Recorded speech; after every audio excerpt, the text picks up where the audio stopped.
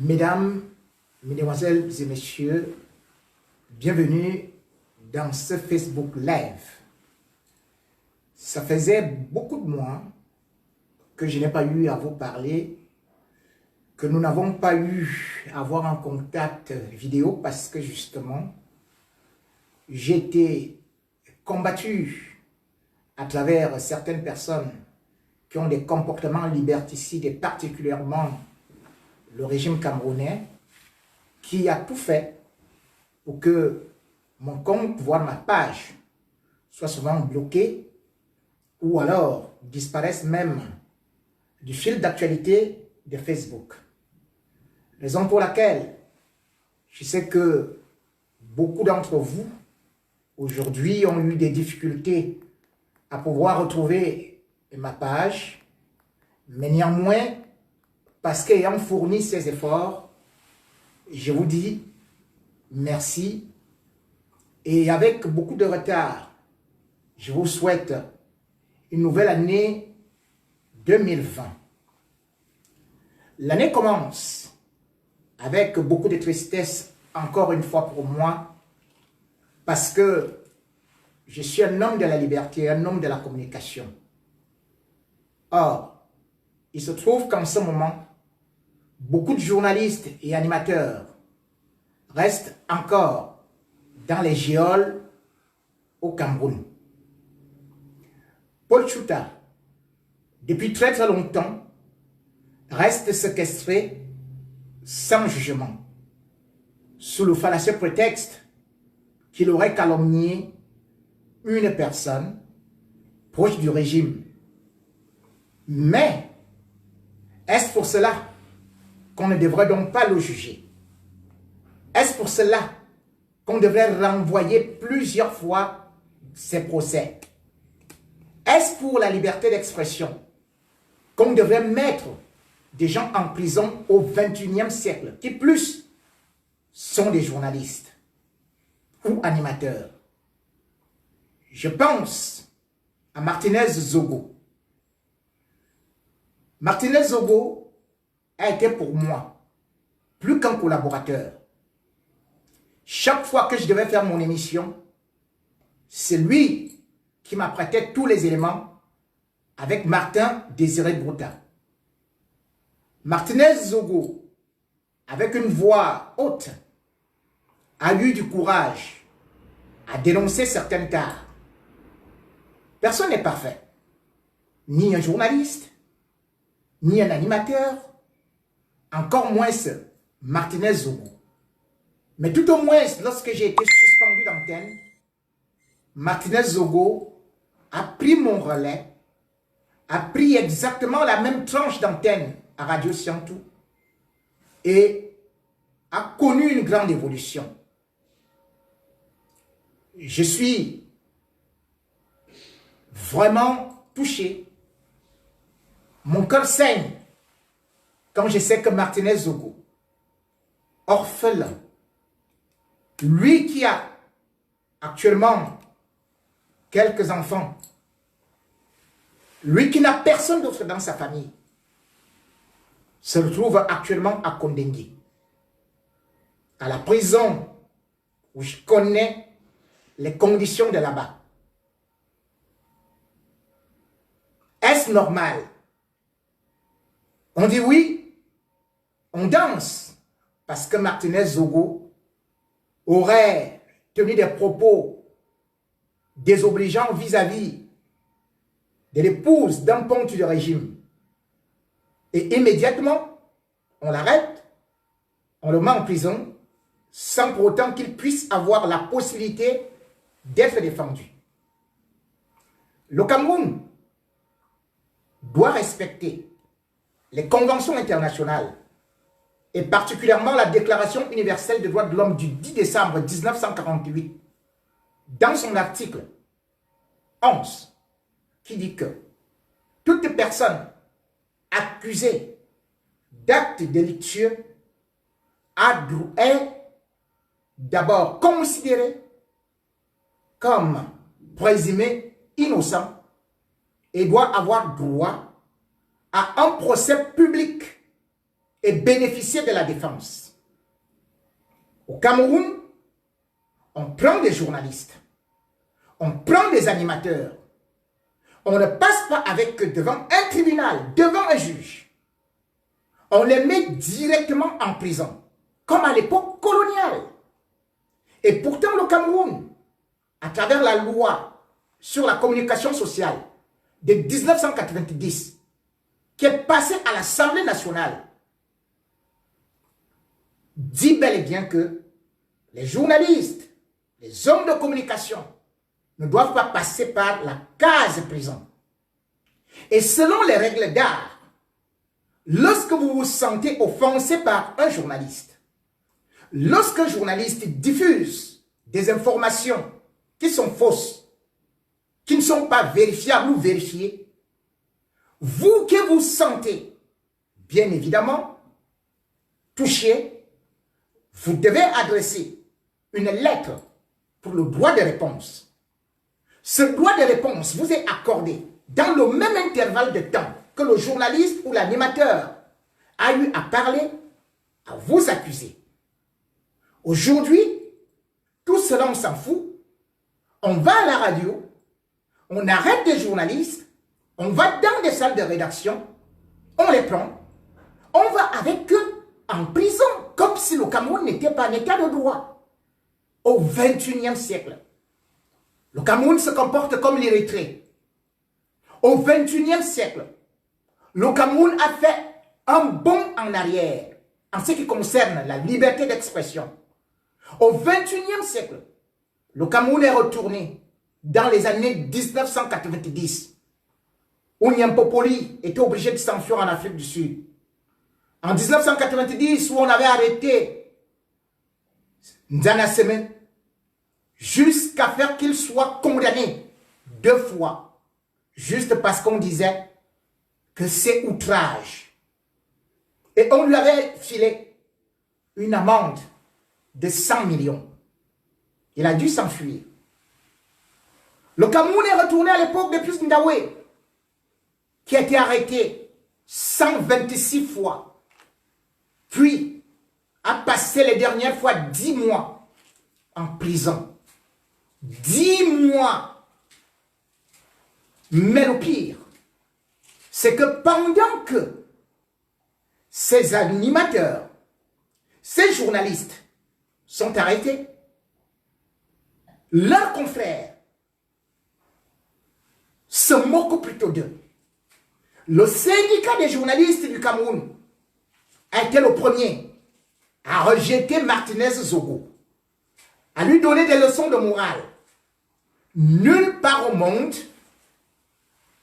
un syndicat de journalistes ne l'a fait. Nulle part au monde, cela ne se passe. Parce que les syndicats de journalistes camerounais ont des relations de transversalité et de soumission sournoise envers le régime. Parce que ce ne sont pas les syndicats de journalistes, mais bien au contraire, des gens qui sont juste accrochés comme des sangsues au pouvoir et qui ne peuvent pas défendre leurs confrères. Nulle part au monde, je n'ai pu le constater. Michel Biamton-Henry en a souffert quand il était en prison. Les journalistes se sont moqués copieusement de lui. Camerounais, jusqu'à ce que les vrais journalistes internationaux, les vraies associations, telles que Reporters sans frontières, le Comité de protection des journalistes, Amnesty International et d'autres organisations ont eu à demander la libération de Michel Biamton. Aujourd'hui, Martinez Zogo est en prison. Mais ce sont ses confrères, animateurs, journalistes, qui sont les premiers à se réjouir. Ce sont eux qui sont les premiers traîtres. Êtes-vous conscient de ce que c'est qu'un journaliste? Êtes-vous conscient du travail et des risques que nous encourons? Oui, Martinez Zogo part dans une prison. Mais va-t-il sortir vivant? lorsque je sais que dans cette prison-là, c'est là où a été empoisonné Bibi Ngota. C'est là où il est mort.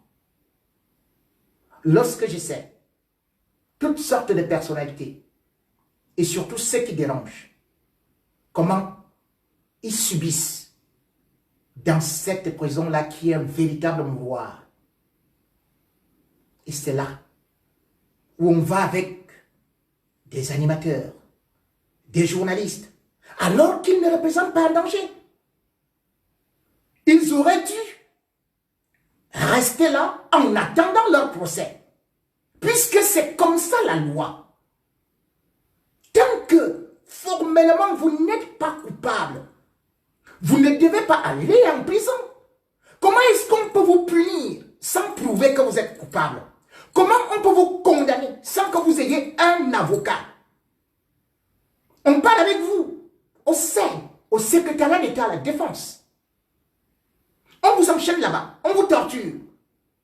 On contraint Martinez d'écrire une lettre à l'épouse de tel. Et il écrit, malgré le fait qu'il se soit rabaissé, on prend cette lettre qui circule dans les réseaux sociaux.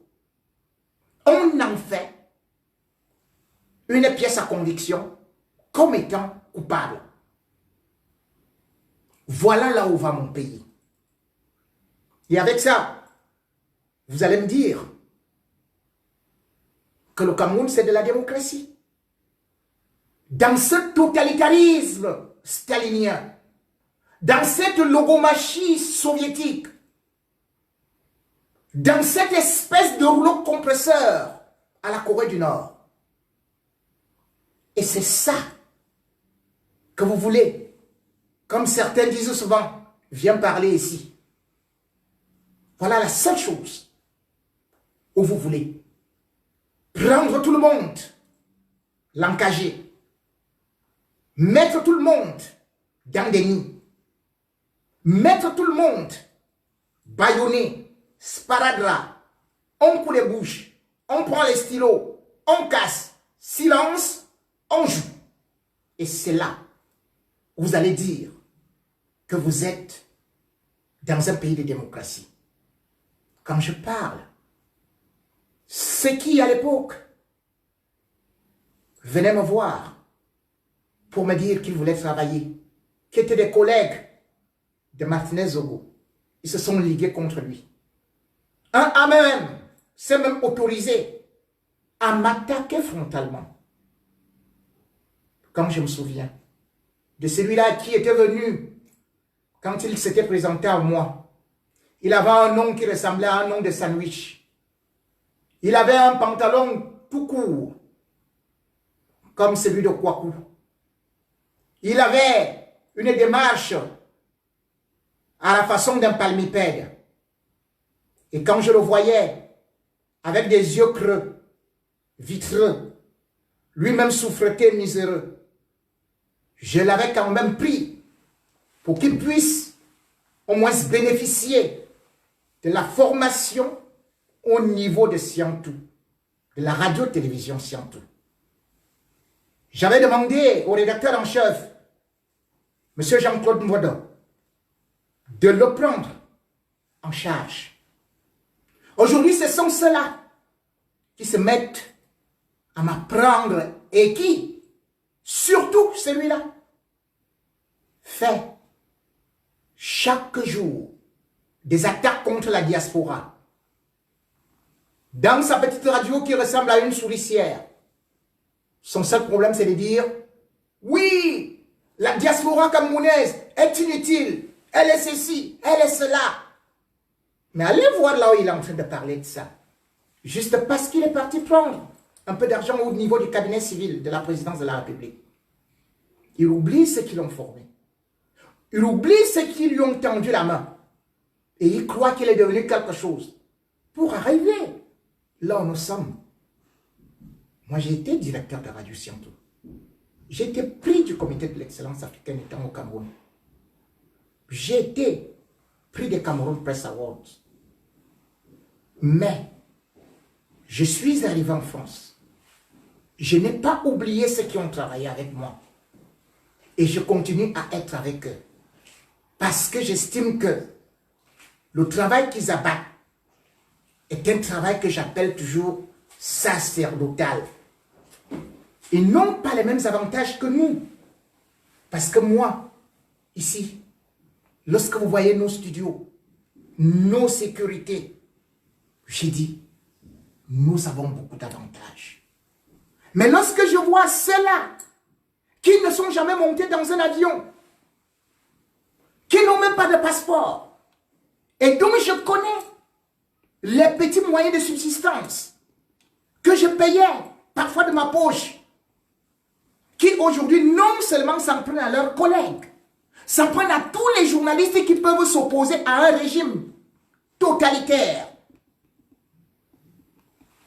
à un régime sanguinaire. Ils disent qu'ils sont des patriotes. Journalisme ne rime pas avec chauvinisme. Journalisme ne rime pas avec militantisme. Le journaliste, c'est le quatrième pouvoir. Dans un pays, il y a le pouvoir exécutif, il y a le pouvoir législatif, il y a le pouvoir judiciaire, puis il y a le quatrième pouvoir, c'est-à-dire les journalistes. Les journalistes, on les appelle le contre-pouvoir. Un journaliste qui fait déjà de la propagande pour le pouvoir n'est pas un journaliste. Il faut qu'il soit un agent de propagande ou un agent de communication de ce régime. Ils viennent là, ils font des voices, qu'ils envoient dans des groupes WhatsApp pour dire, oh, diaspora de merde, diaspora de ceci et cela. Mais montez d'abord dans un avion, venez travailler ici si vous pouvez. Tout le monde qui est ici a souffert pour arriver ici. Et beaucoup ici font des efforts pour apporter de l'aide, parfois des familles, au Cameroun. Regardez la souffrance qu'on peut avoir. Mais, regardez comment est-ce que parfois la diaspora se mobilise pour venir au secours de certaines familles. Et quand je vois des gens qui ont aussi chanté des cantiques pour ce régime, qui se retrouvent dans des positions dangereuses, j'ai dit, vous voyez ce que nous vous disions? Vous voyez le cas des artistes qui parfois meurent dans la rue alors qu'ils ont chanté des louanges pour ce régime. Vous voyez le cas de Maman Guéa, Guéa la route. Cette femme si potelée, avec cette voix suave, langoureuse, qui aujourd'hui est devenue une loque humaine, qui aujourd'hui se divise en morceaux, est en train de partir, est en train de s'éteindre, tel un morceau de bois qu'on a allumé et qui arrive déjà à la fin de son cycle. Et je vois des gens qui sont en train de dire, cotisez, faites ceci, faites cela. Mais j'ai dit, les artistes camerounais, ils subissent justement les affres de ce régime. Parce que c'est à l'État de faire de telle sorte que les artistes puissent avoir des salles de spectacle. C'est à l'État de créer les conservatoires. C'est à l'État de lutter contre la piraterie. C'est à l'État de faire que le droit d'auteur fonctionne bien. Alors, qu'est-ce qui se passe au Cameroun? On a chosifié, rapétissé, esclavagisé, infantilisé l'artiste, de telle sorte qu'il est seulement obligé de se plier à des petites chansons quand des hommes politiques veulent l'exploiter. Aujourd'hui, quand Maman Guéa se retrouve là, ça montre toute la défaillance, non seulement du droit d'auteur au Cameroun, mais aussi du système de santé. Droit d'auteur pourquoi? Parce que regardez ailleurs. Je vous prends juste là, la Côte d'Ivoire, vous invitez les artistes ivoiriens là-bas. Mais vous oubliez que l'État ivoirien a créé la loi du 25 février 1995 pour le droit d'auteur. Et la société de droit d'auteur de Côte d'Ivoire s'appelle le Boulida.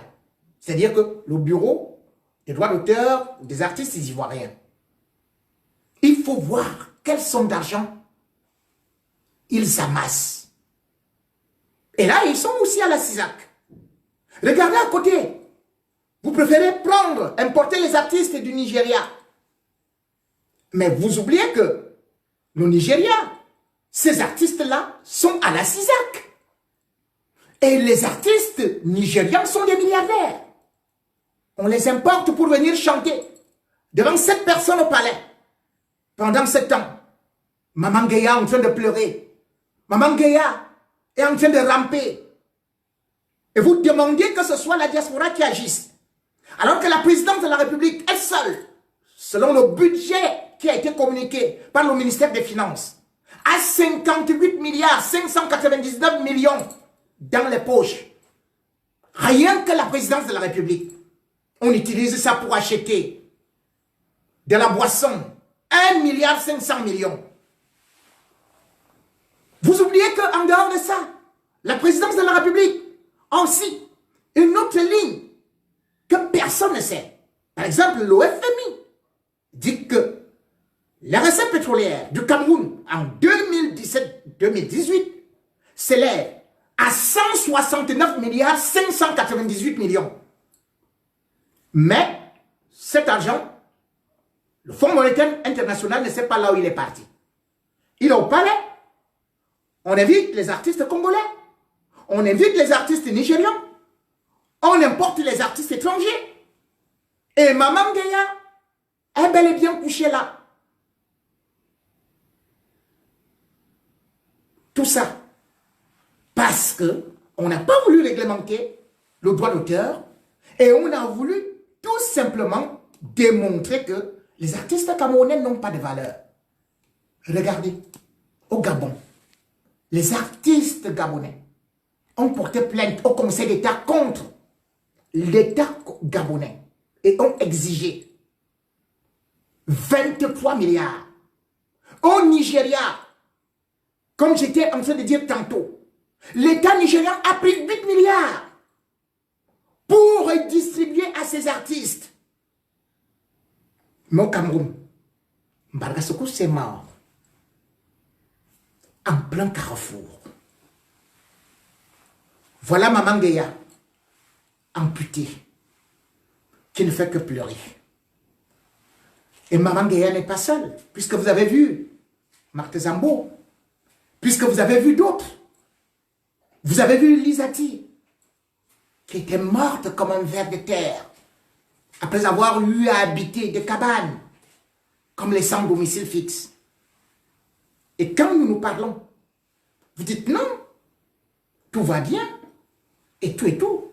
Mais qu'est-ce qui va bien? Lorsque vous vous rendez compte que, lorsque je parle du droit d'auteur, le Cameroun avait la Sosinada. Et puis de la Sosinada, on a créé, quoi? On a dit, on crée la SOCAM. De la SOCAM, on a créé la CMC. De la CMC, c'est devenu tantôt la Socaboum, Socabrim, Socabling, Soca ceci et cela. Le Cameroun est le seul pays au monde où on crée une société de droit d'auteur tout le temps. Et on gonfle un conseil d'administration. Résultat des courses, vous vous rendez compte, en fin d'année, les artistes camerounais, ils sont à peu près 3500 qui ont été répertoriés. Et puis, on dit on va vous répartir les droits d'auteur. Et on choisit 1500. Et on commence à donner à tout un chacun 18 000 francs CFA. Petit pays, 18 000 francs par an. Ou alors pendant toutes les années-ci. Lady Ponce, 18 000 francs Tout le monde, 18 000 francs. On importe un artiste nigérian, 72 millions de francs. Voilà donc les artistes camerounais. Mais un pays qui ne respecte pas ses artistes, qui ne respecte pas les journalistes, qui ne respecte pas les hommes politiques, qui ne respecte pas la société civile, qui ne respecte pas l'opposition, qui ne revendique, qui ne veut aucune revendication. Et vous dites, c'est ça qui est bien. Et vous me dites que vous êtes bien, que c'est moi qui suis le Cameroun. Alors que un pays normal a besoin de ce que l'État assure les missions régaliennes, c'est-à-dire la santé, la sécurité, l'éducation. Les gens qui sont ici en France sont les premiers à aller m'insulter dans les réseaux sociaux. Alors qu'ici en France, leurs enfants vont à l'école gratuitement. Ici en France, ils ont la sécurité. Ici en France, même quelqu'un qui dort dans la rue a ce qu'on appelle le RSA, c'est-à-dire c'est vers les 400 €. Plus de 200 000 francs CFA. C'est-à-dire que lorsque vous savez que un médecin au Cameroun touche à peu près 200 000, 225 000, cela veut dire que le clochard qui dort dans la rue a le même salaire que le médecin camerounais. Cependant, le clochard, lui, il bénéficie de la sécurité sociale. Parce que si lui, il est malade, le SAMU vient directement l'appeler, le récupérer et le soigner. Si je tombe à l'instant, le SAMU va arriver. Ils vont me soigner sans même demander mon nom, sans demander un centime. Mais vous dites que non, c'est au pays que c'est beau. Mais c'est pour ça que je vous dis, mais rentrez dans le Cameroun, que de passer le temps à dire ici que le pays est très beau, alors qu'il n'y a pas de sécurité sociale. Vous allez dire que nous n'allons pas nous comparer à la France. Oui, mais il y a des pays africains qui ont déjà la complémentaire santé. Regardez le Gabon, c'est depuis 2008. C'est depuis 2008 que la complémentaire santé existe au Gabon. Un Gabonais qui tombe malade, 80%, c'est pris bien évidemment par l'État. Et puis, pour les maladies chroniques, vous n'avez qu'à payer 10%. Toutes les femmes, mères, c'est-à-dire que si tu es enceinte et tout, vous avez la complémentaire santé à 100%. Ah oui, au Gabon. Au Cameroun, c'est 0%. Vous connaissez Monique Koumatekel, dont on a fendu le ventre, au bon milieu de la véranda, à l'hôpital La Quintini. Un hôpital public. Ça n'existe pas. Vous allez dire que le Gabon, c'est un petit pays, mais regardez, là, à côté. Le président ghanéen vient d'arriver au pouvoir. Première des choses, il dit école gratuite. Chez vous, là, toute l'école, il faut payer. Et deuxième des choses, il a installé une complémentaire santé, où il dit 70%, c'est pour, c'est-à-dire qu'il prend cela pour financer la complémentaire santé sur des biens et services. Donc, il prend une taxe là-bas. Puis, les bailleurs lui donnent 10%, et encore, les 20 autres pourcents, c'est là où l'État intervient. C'est au Ghana. Mais au Cameroun, si vous tombez malade, vous allez chez qui? Vous faites comment? Vous croyez que ce sera moi? Non. Ce sera vous. Ce sera vous. Quand je parle, ce n'est pas par rapport à moi. Quand je parle, ce n'est pas parce que je déteste mon pays. Quand je parle, c'est juste pour vous éclairer un peu. Que ça se peut.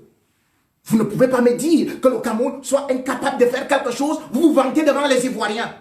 Alors que, à peine Ouattara est arrivé, il a instauré une CMU. Vous le savez, les Ivoiriens payent à peine 1000 francs. C'est pas. supplémentaire. Ça permet d'avoir un certain nombre de choses. Tout comme vous voyez aujourd'hui, un monsieur comme Addo, Nana Akufo-Addo, qu'est-ce qu'il a fait? Il est arrivé à peine au pouvoir. Il a dit, moi, je ne veux plus les évacuations sanitaires chez moi. Ça coûte extrêmement cher. Qu'est-ce qu'il a fait? Il a construit le plus grand hôpital de l'Afrique de l'Ouest. Sur 200 hectares. Ça lui a tout simplement coûté 290 millions d'euros. Et avec ça, vous pouvez vous soigner du cancer. Vous avez tous les problèmes cardiovasculaires qui peuvent être soignés là-bas. Et il y a même un service qu'on appelle héliport. Cela veut dire que lorsque vous vous sentez mal, l'hélicoptère vient vous chercher chez vous. Vous ramène au service des urgences. Nana Akufo-Addo est arrivé au pouvoir quand? Ce n'était pas hier. Comment donc nous pouvons dire qu'au Ghana, ce qui se passe, en Côte d'Ivoire, ce qui se passe, ne peut pas se passer au Cameroun? Que vous ne pouvez pas revendiquer ça? Que vous ne devez pas revendiquer ça? Non, c'est trop dur. Parce que chez vous, tout va bien. Dès qu'on va au bar, on boit une bière, on n'a pas de travail, on dit mais non, c'est pas grave. Les morts sont des majors. Oh, c'est pas grave, notre pays est très très beau. C'est juste pour les Mingono qui dérange. C'est lui qui nous suit. C'est lui qui veut notre mort. Mais par contre, vous voyez comment est-ce que les gens sont morts parfois pour un rien du tout. Tel est le cas de Maître Sylvain Sow. Vous avez vu comment est-ce qu'un avocat de cette envergure, suite à un accident de circulation, il a été transporté à Yaoundé. Il arrive à Yaoundé. Le plateau médical n'est pas habilité. Parce qu'il n'y en a pas à Bafoussam. Et quand il arrive, une petite opération, et hop, voilà la mort.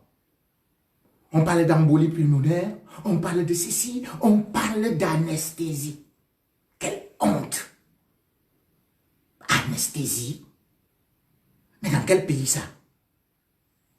Où on peut mourir, comme tu dis que c'est un problème, il a dû avoir une allergie d'anesthésie. Il y a deux possibilités. Et dans toutes les deux possibilités, ça arrive et ça aboutit à un crime. Parce que lorsque l'État ne peut pas assumer son rôle, c'est un crime. Et encore, il faut attendre l'autopsie. Mais je me dis tout simplement, admettons même que ce soit une erreur médicale. Est-ce normal que de nos jours, au XXIe siècle, dans un Cameroun indépendant, depuis bientôt 60 ans, qu'on dise qu'on ne peut pas réussir une opération du bras?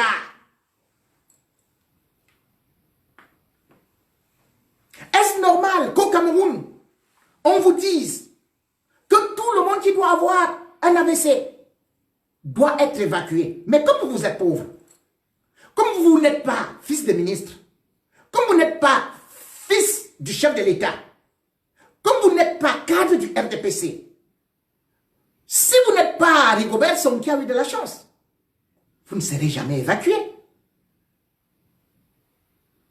Alors que, on vous le dit, le Cameroun n'a pas une seule unité où on peut faire une opération de cœur et démarrer cela. J'ai causé avec des médecins camerounais qui sont ici, à peu près 500, qui m'ont dit, cher frère, pour une telle opération, faire repartir le cœur, même le SAMU qui vient chez toi, en France, le fait sur place. Et pour le faire au Cameroun, ça nécessite uniquement l'appareil 500 000 euros. 500 000 euros. Et regardez que dans tout le Cameroun, il n'y en a pas. Mais une seule évacuation sanitaire. Vous savez à combien ça revient? Pourquoi ils font ça? Pourquoi nos dirigeants sont méchants? Et ne croyez pas que chaque fois vous allez bénéficier des évacuations et vous serez sauvés. Je vous rappelle que vous pouvez avoir cet argent et mourir avant l'évacuation. Rappelez-vous, Madame Foné, elle avait fait un accident le 18 janvier 2015. Mais par la suite, qu'est-ce qui s'est passé? Elle est morte le 23. Juste, on avait commandé un avion médicalisé qui devait arriver de Paris. L'avion est arrivé à 17 h. Elle était déjà morte 3 heures de temps avant. Elle était maire à Douala, maire RDPC. Et elle était celle qui chantait que le Cameroun est très beau, que le Cameroun est magnifique. Mais un petit accident, alors qu'elle était présidente de l'Association mondiale des femmes d'affaires, elle a péri dans un petit accident. Donc quand vous vous attendez aux évacuations, même les chefs d'État peuvent mourir pendant l'évacuation. Vous connaissez très bien que Bongo est mort dans une évacuation. Il avait déjà fait 41 ans au pouvoir, il ne voulait pas installer les hôpitaux. Il disait que bon, lui, il se soigne en Espagne. Quand il est arrivé en Espagne, il était déjà mort. Et il y a des morts fait 38 ans au pouvoir. Mais en 2005, une petite évacuation sanitaire comme ça, mais il a dit qu'il partait rapidement se faire soigner, mais il est mort, étant dans l'avion. Vous connaissez Bokassa, c'est issu d'un arrêt cardiaque après 14 ans au pouvoir. Donc, pour vous dire que même vous qui me regardez et qui croyez que vous êtes à l'abri, qu'il vous suffira d'obtenir une évacuation sanitaire, jour arrivera où il se fera trop tard. Raison pour laquelle je vous le dis aujourd'hui, ce n'est pas moi qui suis là pour vous dire, mesdames et messieurs, le Cameroun est merveilleux, est ceci, pour montrer que c'est le patriotisme. Ce n'est pas ça le patriotisme. Je me dois de vous dire les manquements de mon pays. Beaucoup sont partis et ont pris un bout des vidéos de Radio France Internationale où j'ai débat avec Constant Omari. Quand je lui parle des infrastructures de la CAN, eh bien, le gars il me dit, vous devez être fiers d'être Camerounais parce que le Cameroun a les meilleures pelouses qui peuvent avoir le standard de la Coupe du Monde. Et vous tous, et d'autres rigolos, ils ont pris cela pour poster sur leur mur, pour dire, j'ai pour demi qu'on a reçu une gifle. Mais vous êtes sérieux? Mais j'ai regardé ce monsieur parce que je savais qu'il se moquait de vous. Vous trouvez que le Cameroun a des infrastructures? Est-ce que vous connaissez ce qu'on appelle même infrastructure? Infrastructure veut dire pelouse. Et si c'est même dans les pelouses, regardons donc les stades du Cameroun. Première des choses, on vous dit, la CAN 2021 ne peut plus se jouer au Cameroun en janvier 2021, mais plutôt en février. La raison que la CAF vous donne est que vous êtes en train de chanter, vous êtes en train de faire des couplets. C'est que la CAF dit, non, c'est la période des pluies, la saison des pluies. Depuis que vous êtes nés, il ne pleut pas au Cameroun. Donc quand il pleut au Cameroun, on ne travaille plus.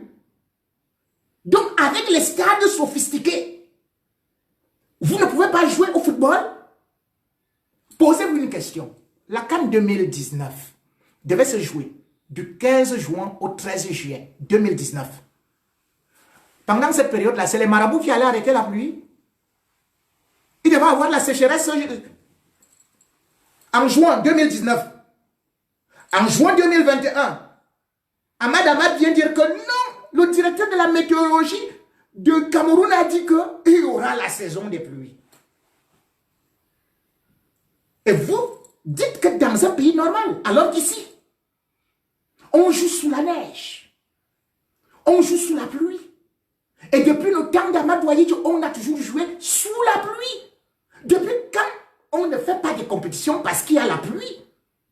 Et si vous avez donc les meilleures pelouses, la meilleure pelouse veut dire quoi? Cela veut dire qu'il y a un système d'évacuation, de drainage, qui fait de telle sorte que l'eau ne stagne pas.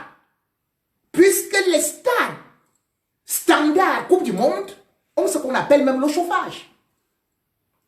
Lorsque vous me dites, vous avez les meilleurs stades et ils sont les plus beaux, comme Constant Omari a voulu vous faire croire, je rigole. Mais où est le stade Paul Biya? Où est donc le stade Paul Biya? Je vous rappelle que le stade Paul Biya, la première pierre a été posée en 2008. En 2008.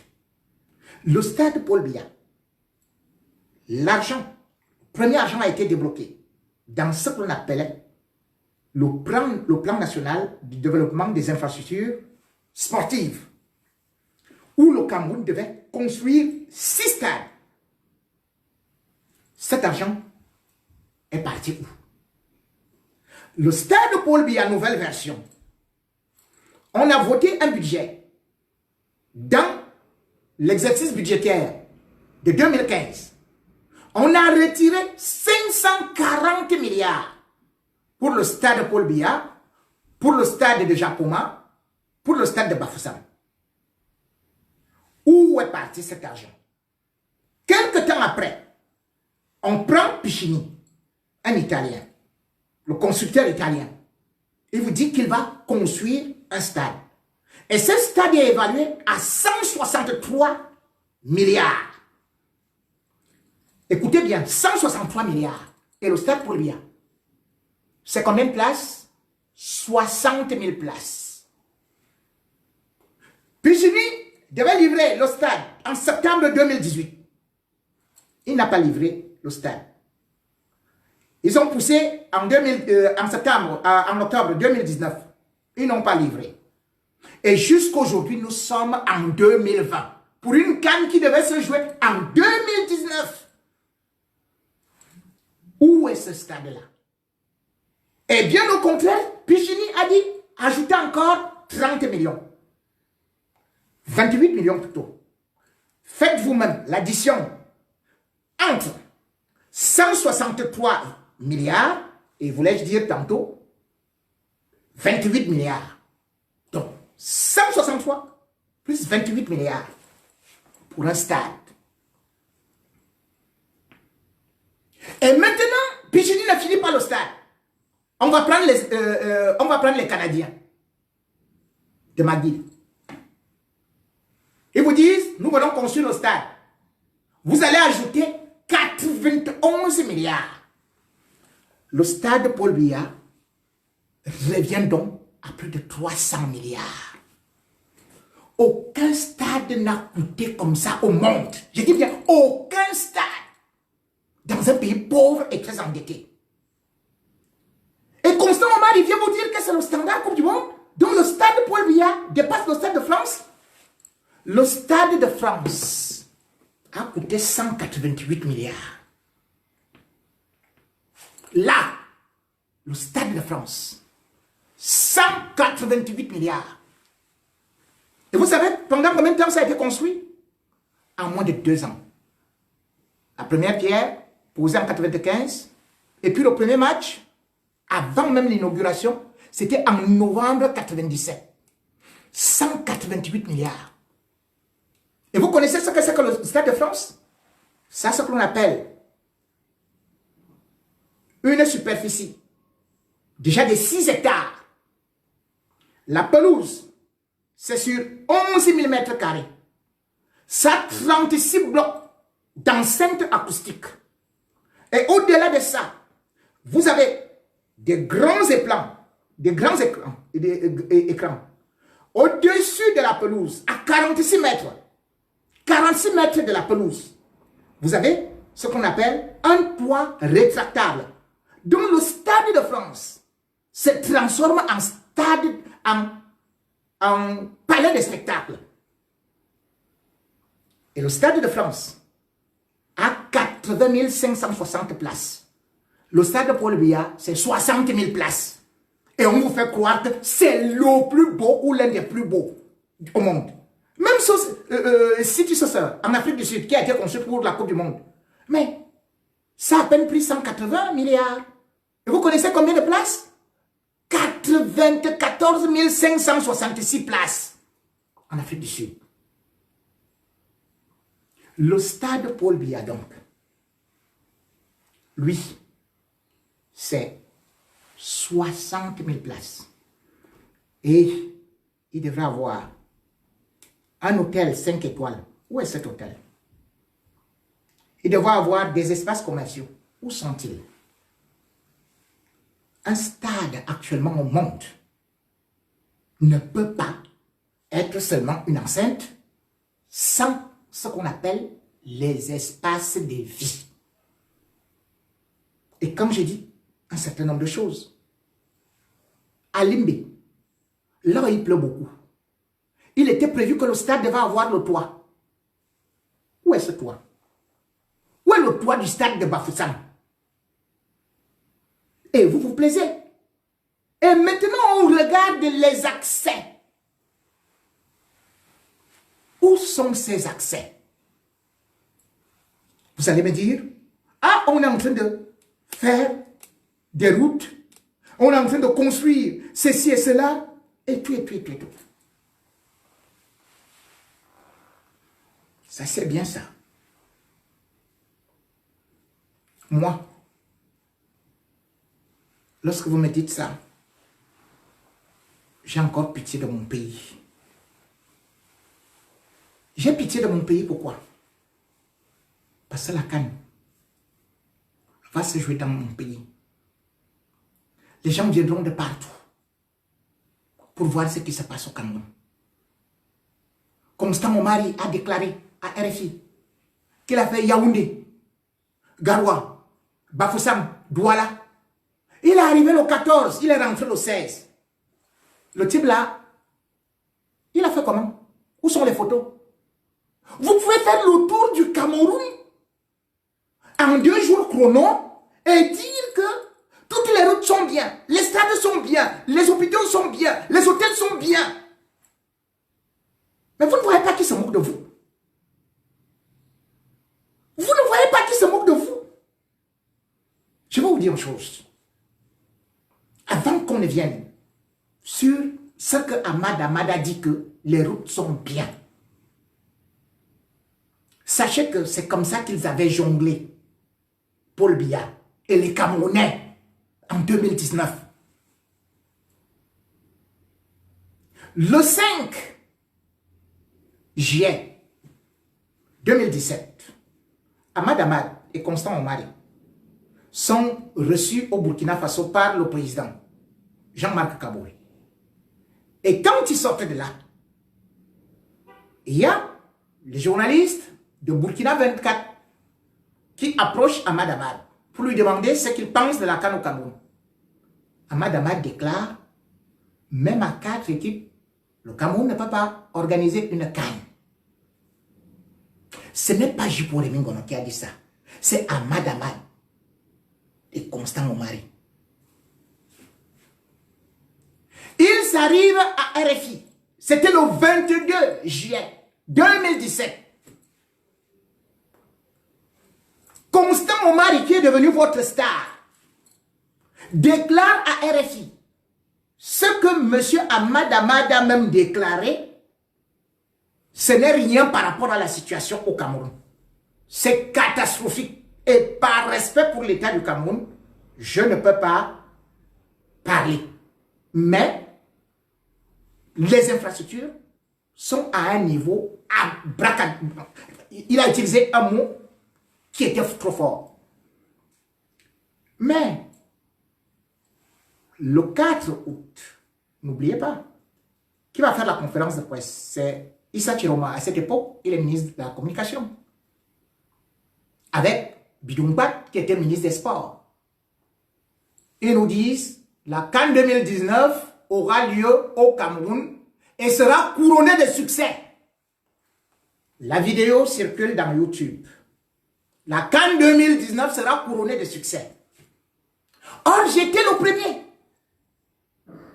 Au mois d'avril 2017, à vous dire, la CAN ne va pas se tenir au Cameroun. Vous m'avez insulté. Je suis revenu dire la même chose en mai. Vous m'avez insulté. Je suis revenu dire la même chose en juin. Vous m'avez insulté. Et maintenant, qu'est-ce qui se passe?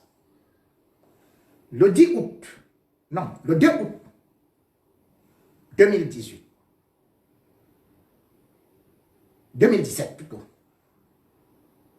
c'est là où le président Paul Biya, recevant les athlètes qui revenaient des Jeux de la francophonie, les médaillés, au Palais de l'Unité, il va déclarer la CAN 2019, c'est demain. Et le Cameroun sera prêt le jour dit.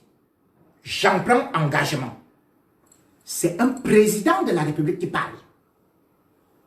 Vous avez applaudi. Vous m'avez insulté.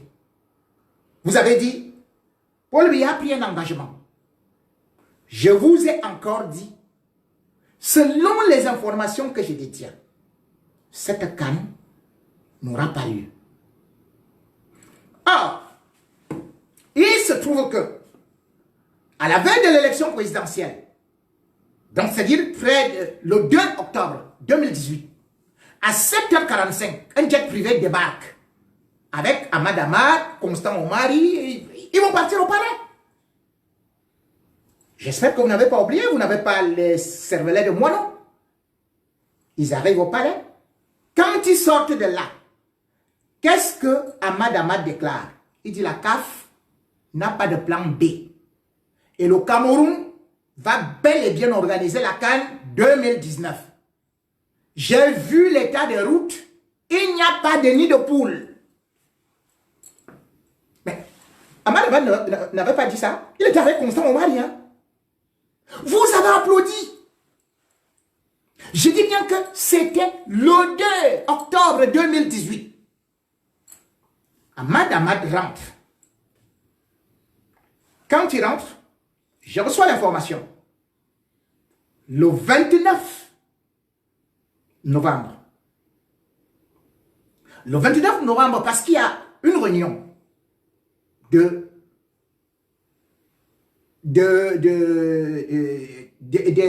l'Union de football d'Afrique du Nord.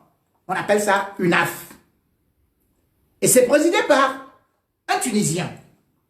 Dans la salle, mon correspondant me dit, Ahmad Ahmad a donné des consignes et a dit que la CAN ne va pas se tenir au Cameroun. Et qu'on ne doit pas voter. Et qu'on doit voter contre le Cameroun. Je viens, je vous dis, la CAN ne va pas se tenir au Cameroun. Vous m'avez insulté en disant, Ahmad Ahmad vient avec Constant Omari de confirmer que la CAN aura lieu au Cameroun. Le lendemain, il se retrouve à Accra pour le comité exécutif. Et qu'est-ce qui s'est passé? On a dit, apportez les rapports. Les rapports sont arrivés. Ahmad Ahmad dit, maintenant nous allons voter pour savoir si la CAN aura lieu au Cameroun.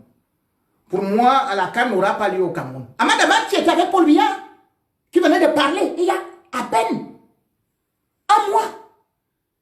Il dit, ceux qui, comme moi, votent que le Cameroun n'est pas la CAN, lève le bras. Ahmad Ahmad lève le bras en premier lieu. Suivi de Constant Omari, votre star. Incroyable. Constant Omari a levé le bras en deuxième position. Et tout le monde a levé le bras contre le Cameroun. Le 30 novembre donc, dans la soirée, je viens vous annoncer que c'est confirmé. Le Cameroun ne veut pas organiser la CAN. quelqu'un m'a présenté les excuses. Quelqu'un est venu me dire que J. avait raison. Depuis 2 ans qu'il nous dit ça. Non. Vous avez cru à Ahmad Ahmad. Vous avez cru à Constant Omari. Vous dites que ils sont plus patriotes que moi, qui défendent les intérêts du Cameroun, oubliant qu'ils étaient venus uniquement pour faire leurs affaires. Et je peux vous dire, après l'émission à RFI, et même quand Constant Omari sortait avec Ahmad Ahmad du Palais de l'Unité, vous savez, après l'émission, et je vais prendre à témoin, l'émission que vous avez vue là, j'étais avec Alain Foucault, avec Philippe Doucet et 2 autres personnes. Constant Omari nous a dit, oui, quand nous sommes partis au Cameroun, le 2 octobre 2018, nous savions que la CAN ne va pas se tenir au Cameroun.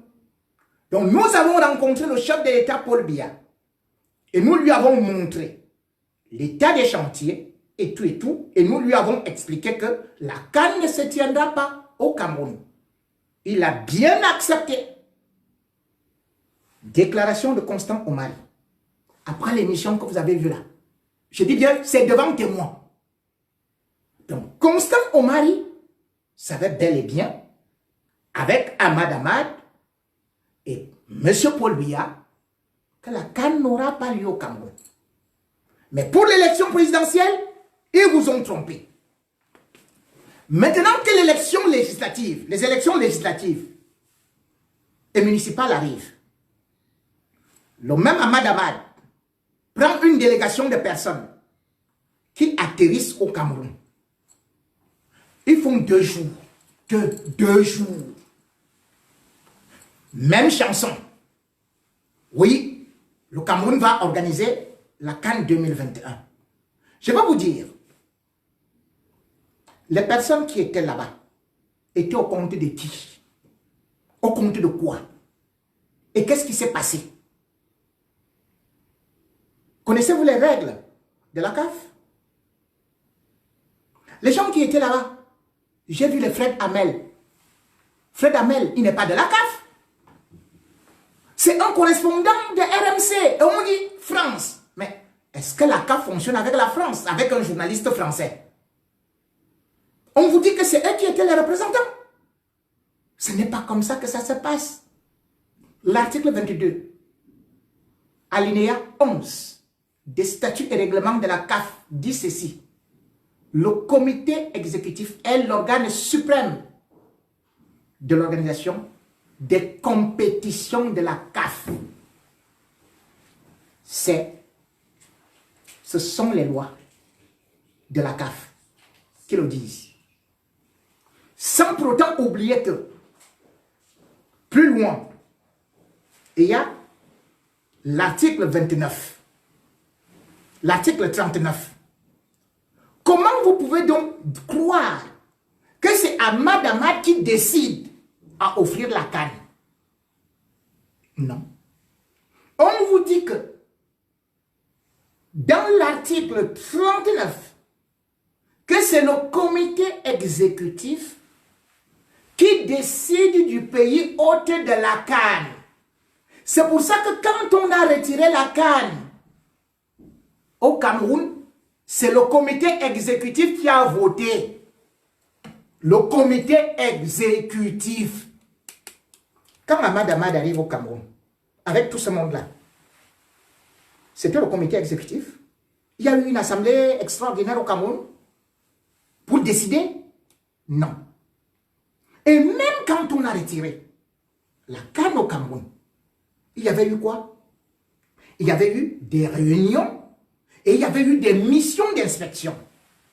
La mission d'inspection est composée de quoi? Par exemple, il y avait le cabinet PwC qui devait venir au Cameroun et après on a changé de cabinet pour séjourner au Cameroun. Et une mission d'inspection, c'est pendant 8 jours.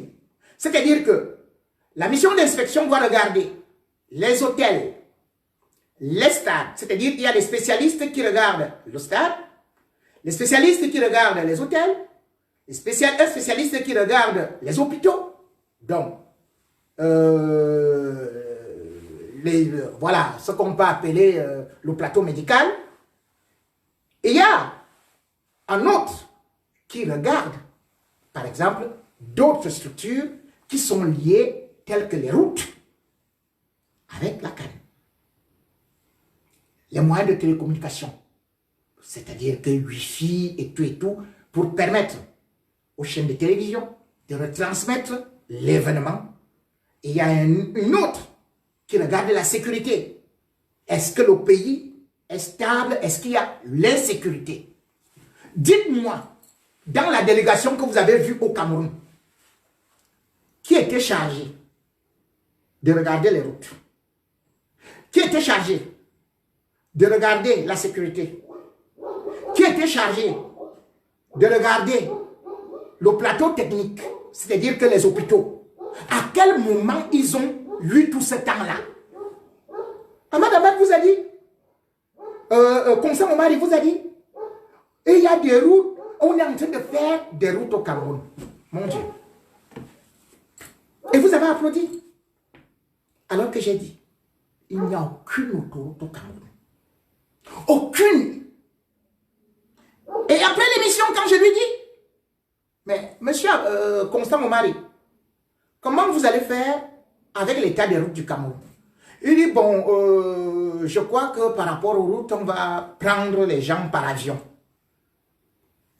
Je lui ai dit, ah bon, sérieux?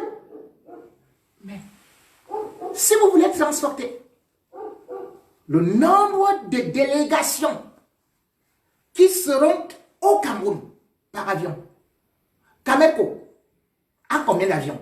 À peine 3, de 50 places. Deuxième des choses, Cameco a perdu sa certification IAT. C'est-à-dire que ce n'est plus une compagnie qui est réglementée, qui est dans le droit. Les aéroports du Cameroun, par exemple l'aéroport international de Yaoundé, vous savez très bien qu'il ne fait plus partie des aéroports sécurisés au monde. Non. Donc le Cameroun se retrouve avec un aéroport qui est celui de Douala. Vous allez faire comment pour transporter cela? Il dit, bon, cette histoire du Cameroun, vraiment, on veut s'en débarrasser parce que, bon, et il va avouer, vous voulez qu'on dise quoi? Vous êtes ici, en France. Vous avez la liberté d'expression ici. Si moi, je pars au Cameroun critiquer, vous croyez que je vais sortir de là vivant? Voilà la vérité. Voilà la vérité. C'est-à-dire que la première fois quand ils étaient devant vous, sortant du palais, ils n'ont pas dit qu'il n'y aura pas de canne. Ils savaient qu'il n'y aura pas de canne. Mais ils ont dit qu'ils ont peur pour leur vie. Maintenant, autre chose que vous n'avez pas.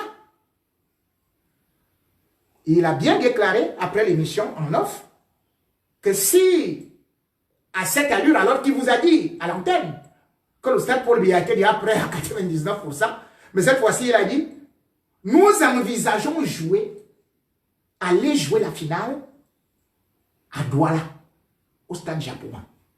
C'est là où Alain Foucault et moi, nous avons sursauté pour lui dire, Paul Biya à Douala, mais c'est une ville qui lui est hostile. Il ne peut pas mettre les pieds là-bas. Et c'est là où Constant Omar change pour nous dire, on peut toujours jouer la finale au stade Amadou Ahidjo. Vous voyez jusqu'où nous sommes? Pour un stade qu'on a commencé les constructions en 2015, dont la première pierre a été posée en 2008, qui devait abriter la CAN 2019. Ce stade n'est toujours pas prêt. Et vous applaudissez qu'un stade, en 38 ans de pouvoir, ce stade ne soit pas achevé. À 300 millions. Je vais vous dire que le même stade est en train d'être construit en Côte d'Ivoire. Pas des Chinois. Et vous connaissez son coût? 50 milliards. 50 milliards. arriver au Cameroun, comme vous dites que c'est moi qui suis l'image du Cameroun, quand les journalistes seront là, 24 délégations seront là, les gens de leur pays seront là, ils vont se rendre compte que le Grand Cameroun n'a pas une seule autoroute, qu'en Colombie, il neige de la poussière, qu'il y a des nids de poules partout. Vous allez interdire qu'ils filment? C'est moi qui suis le Cameroun. Parce que Constant Momar, il vous dit que vous devez être fier d'être Camerounais. Lui, il peut le dire, le Congo, son pays d'origine n'a connu que des guerres. Et se trouve parmi les pays les plus pauvres, voire endettés du monde. C'est un pays qui a connu beaucoup d'instabilité. Mais être fier, moi Camerounais, lorsque je roule dans les autoroutes, lorsque je vois que Alassane Ouattara est arrivé hier, a déjà fait au moins 7 autoroutes, et vous me demandez d'être fier. Je dois être fier lorsque je sais que le Cameroun a 120 000 km de route. Et sur les 120 000 km de route, selon le ministère des Travaux publics, 5 600 seulement sont bitumés. C'est eux qui disent 5 600, hein, parce que je ne sais même pas là où c'est bitumé. Donc, vous vous retrouvez avec 114 400 km de route non bitumée au Cameroun.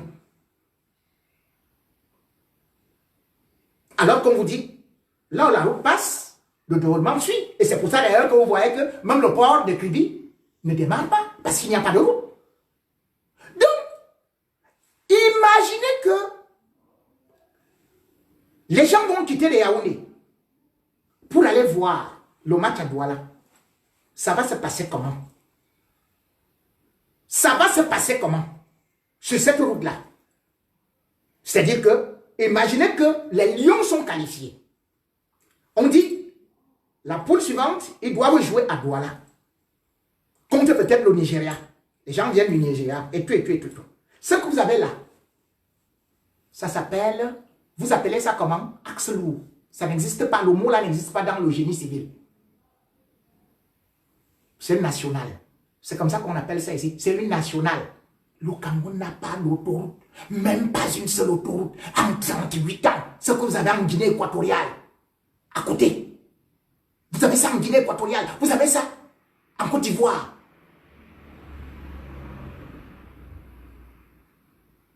Vous allez dire que vous allez prendre le train.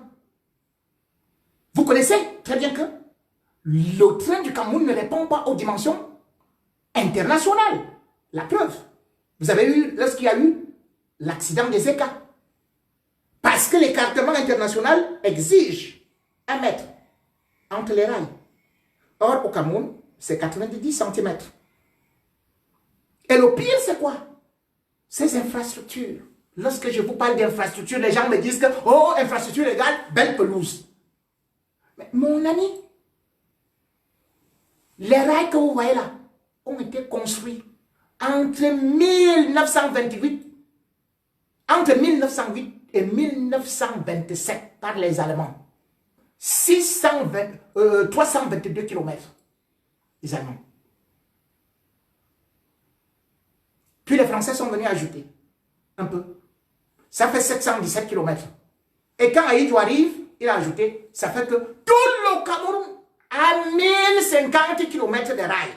475 000 km carrés. Pour 1050 km de rails. Qui ne sont même pas dans les normes. Vous allez faire voyager les gens comment? Vous avez pu constater qu'une fois que la route de Douala était coupée, c'est là où il y a eu l'accident. Or, posez les questions à vos dirigeants. Pourquoi nous n'avons pas de route? Pourquoi nous n'avons pas d'autoroute? Et pourtant vous prenez de l'argent. L'autoroute Yaoundé-Douala a été financée à 399 milliards. C'est-à-dire que c'est l'autoroute la plus chère du monde. Parce que le kilomètre de goudron revient sur cette autoroute à 11 millions de dollars par kilomètre. Alors qu'en Côte d'Ivoire, là où c'est encore plus cher, là où on dit que c'est cher après le Cameroun, c'est 3,5 millions d'euros par kilomètre. Le Cameroun, c'est 11 millions d'euros par kilomètre de route bitumée. Et jusque-là, ce n'est pas terminé. Jusque-là, ce n'est pas terminé.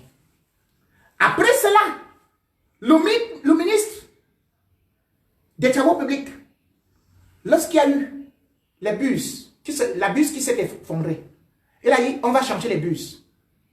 Et il y a entre Yaoundé et Douala les bus qui ont été mises par Amadou Aïdo. C'est 369 bus. Lui, il a envoyé un de ses frères qui va compter les bus. Il est venu dire que c'est 409 bus. Et les 409 bus ont été facturés à 200 milliards. Donc, vous prenez déjà 399 milliards, plus 200 milliards, sans oublier les dallos. Les dallos, vous connaissez les dallos? Vous connaissez à combien les dallos ont été facturés? Les dallos ont été facturés à 4 milliards. Voilà donc notre pays. Un pays où on passe le temps à voler. Un pays où on passe le temps à détourner. Mais vous dites que c'est moi qui ne suis pas patriote. Parce qu'il fallait que j'aille à RFI dire, écoutez, le Cameroun a les plus belles routes, les plus beaux hôpitaux, les plus beaux chemins de fer. Mais regardez, si vous quittez vous êtes à la pénétrante est à Douala, ou même prenez le pont. Le pont du Cameroun, le pont du Vouri, a été construit par des Chinois. Vous savez combien ça c'est? C'est 600 mètres. 5 ans de travaux, sans finir le pont. Vous connaissez ce que Ouattara a fait? Il a construit le pont avec 3 échangeurs. Je dis 3 échangeurs à 3 niveaux. Et c'est 6 km et demi en 2 ans. Et les échangeurs et le pont de Ouattara, dont vous vous moquez, sont moins chers par rapport au pont du Vouri, 600 mètres. C'est-à-dire presque un demi-kilomètre. Lui, c'est 6 km et demi. Les Ivoiriens ont crié en disant que c'est trop cher. Mais nous avons réussi l'exploit, nos dirigeants, à construire ce pont-là.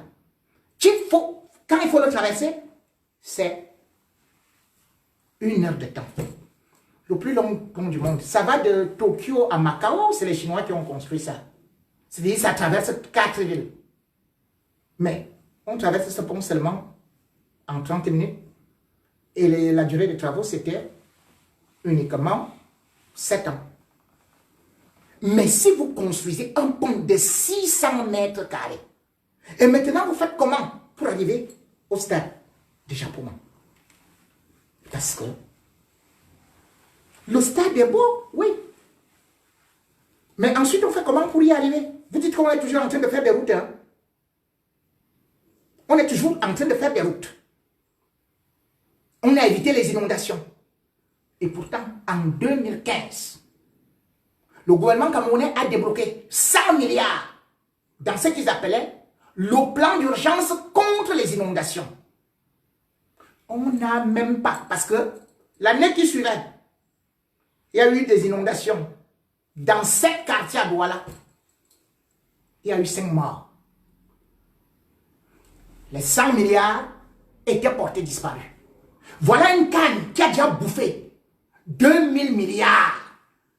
2000 milliards. Les hôtels 4 et 5 étoiles, comme on nous disait, sont où? Les supermarchés, comme on nous disait, sont où? Les autoroutes, comme on nous disait, sont où? Les ambulances. Et d'ailleurs, avant cela, il y avait la CAN 2016, qui était la CAN féminine. On a débloqué combien? On vous a dit que vous aurez des grands bus qui vont accompagner les joueurs, les délégations. C'était les bus Mercedes climatisés. Ces bus sont où? Les 100 bus qui devaient arriver sont où? Nous sommes en 2020. Ils sont où? Mais dites-moi. Ils sont où? Donc, à la CAN 2020 là, 2021. On va transporter les gens comment? On va prendre les anciennes agences là. C'est ça. Hein? Regardez le Sénégal qui n'a même pas de canne. Le Sénégal vient de lancer ce qu'ils appellent Bus Dakar, Dakar Bus. Ça a été lancé avant-hier. Et les bus flambants neufs du Sénégal vont de Dakar à Banjul, c'est-à-dire en Gambie.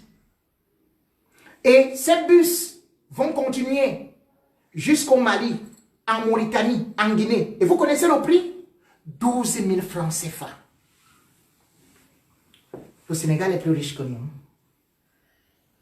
Quand on vous dit que le Sénégal doit construire, a déjà construit le TER, que la Côte d'Ivoire est en train de construire son métro, nous on est là, en train de parler de l'axe lourd et de l'échangeur simplifié. Et quelqu'un vient vous dire, soyez fiers d'être Camerounais. Et il s'en va. Et il rigole. Parce qu'il sait qu'il se moque de vous. Soyez fiers d'être Camerounais. Quand vous-même vous savez que chaque jour, vous avez des problèmes de santé. Que chaque jour, vous courez le risque des accidents. Vous croyez que c'est... Mais ce ne sont pas les autres qui meurent. Hein? Je vous donne quelques statistiques. Je crois que j'en ai ici. Pour vous dire, rien que pour les transports, on n'a pas encore fait venir les gens de la canne. Hein? Mais, selon seulement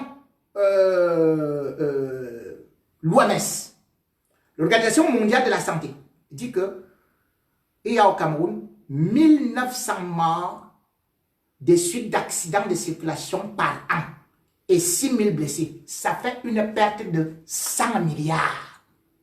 Ça dépasse n'importe quelle guerre. Et voici les chiffres officiels que vous pouvez aller demander au ministère des Transports et qui ont été donnés par, le général, comment on l'appelle, Elokobi, voilà, le général de gendarmerie, qui gère les accidents. Voici les chiffres que lui-même il donne. En 2011, il dit qu'au Cameroun, il y a eu 2600 accidents, 1113 morts en un an. En 2012, il dit qu'il y a eu 3327 accidents, 1187 morts. En 2013, il dit qu'il y a eu 2997 accidents. Et il y a eu 1160 morts. En 2014, bon, je m'arrête là. Vous-même comptabilisez. Quelle guerre peut tuer comme ça? Quelle guerre? Aucune guerre ne peut tuer, peut-être celle qui se passe actuellement au nord-ouest ou au sud-ouest. Donc quand on dit une canne, le pays doit profiter pour investir en infrastructure. Regardez comment est-ce que les autres font. On doit d'abord avoir les routes. On doit avoir donc les autoroutes pour qu'on puisse accéder au stade. Deuxième des choses, on doit profiter pour avoir ce qu'on appelle de l'eau. Les étrangers viendront au Cameroun. Ils vont voir comment l'eau rouge sort du robinet. Ils ne vont pas filmer, hein. Ils vont voir les délestages, comment il y a des coupures d'électricité. Et chez eux, ils n'ont jamais eu de coupure d'électricité. Ou bien rarement. Et ils seront contents. N'est-ce pas? Le Cameroun aurait pu profiter pour d'abord faire que, sur le plan énergétique, qu'il soit conforme. Le Cameroun, c'est 25 millions d'habitants, semble-t-il. 4 millions d'habitants ont droit, ont accès à l'électricité. 3 millions de Camerounais sur 25 millions ont accès à l'eau potable. On dit l'eau c'est la vie. Tout comme le slogan qu'on nous a chanté, santé pour tous en l'an 2000, maintenant c'est mort pour tous en l'an 2020. Donc là, 3000 personnes. Vous avez des coupures d'eau. Vous avez des coupures d'électricité. Et vous trouvez que c'est dû à cause de J.P. Mingono. C'est lui qui salit l'image du Cameroun. Vous avez la poussière et les nids de poules partout. Les poubelles. Quand les étrangers viendront, ils vont vous applaudir. Que bravo, bravo. C'est très beau parce que le stade est très beau, est très magnifique. C'est ce qu'on est venu voir. Le stade est vraiment magnifique. C'est comme ça. Mais si cela vous séduit, si tel est votre cas, je peux bien comprendre. Mais je vous dis, une compétition, ça permet qu'après, vous puissiez aussi vous projeter. Et même après la CAN, le stade de Japoma, qui va loger là-bas?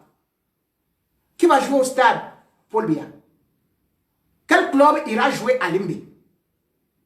Le Gabon l'a fait. Hein? Ali Bongo a dépensé 250 milliards pour la CAN. Aujourd'hui, les Gabonais lui en veulent. Pourquoi? Parce que ces stades-là n'étant pas occupés par des clubs, eh bien, il y a déjà des arbres qui ont poussé. Vous n'avez pas un championnat qui est bien organisé. Vous n'avez pas mis les accès et les espaces de vie dans ces stades-là. Parce qu'aujourd'hui, les stades sont des espaces de vie, les centres commerciaux où les gens doivent aller. Vous partez, vous installez quelque chose comme ça, et vous croyez que les gens iront là-bas pour le tourisme? La CAN, c'est un mois. Un seul mois.